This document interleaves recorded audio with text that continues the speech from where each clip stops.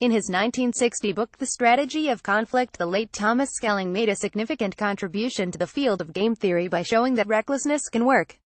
Schelling, who won the Nobel Prize for Economics in 2005, argued that, in a confrontation, one side can maximize its chances of getting the outcome it desires by adopting an irrationally inflexible position.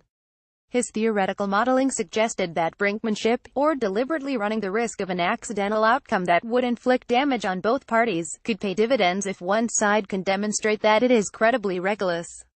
If you get a reputation for being reckless, demanding, or unreliable, you may find concessions made to you, wrote Schelling, citing the example of how sensible road users often give way to kids driving hot rods.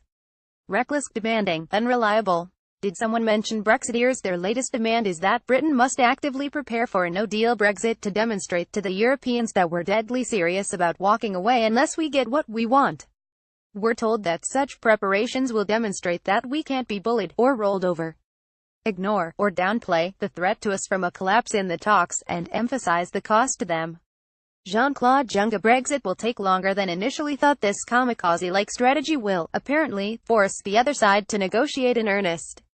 One sure way to focus EU minds on making a deal is being fully ready to walk away without one, says The Sun.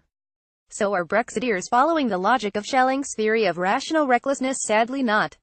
Or, if they think they are, they're misapplying it.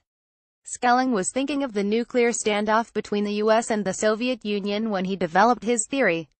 But Brexit isn't the Cold War. There are no British nuclear weapons aimed at Europe or vice versa.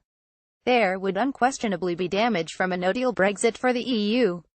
There would be a large hole in the EU budget, as UK payments suddenly stop. Their firms would suffer through the sudden imposition of tariffs and broken supply chains. EU nationals in the UK would face horrendous uncertainty. Yet the damage would be much worse for the UK. Chaos at ports, grounded flights, massive damage to domestic industry, job losses, would all follow. A hard border would descend between Northern Ireland and the Republic, potentially jeopardizing the peace agreement. There is not a single credible study which suggests a cliff-edge Brexit would be anything but a total disaster for the UK economy, and an event many times more destructive for us than the EU.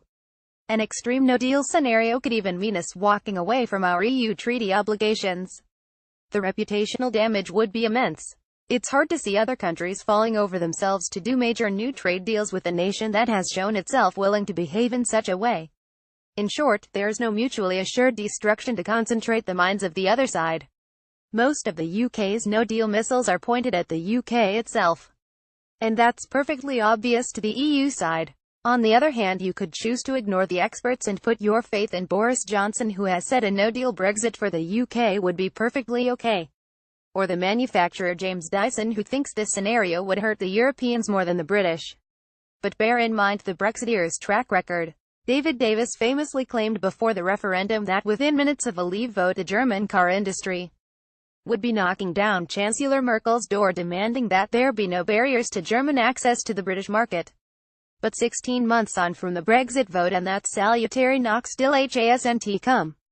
Now seems it never will. The main German Employers Federation, the BDI, the last week made its position perfectly clear. German industry aspires to a very close future relationship with the UK. But we have to be clear, we will prioritize the future development of the EU, it said. The reality is that Brexiteers grossly misjudged the post-Brexit balance of negotiating power between the UK and the EU before the vote. And they continue to misread the situation now if they believe waiving a no-deal scenario in the face of the EU will prove an effective strategy. If the Brexit negotiations are a game of chicken, it is a contest between a juggernaut and a mini. The Brexiteers are not rationally reckless. They're just reckless. More about Brexit EU economy reuse content.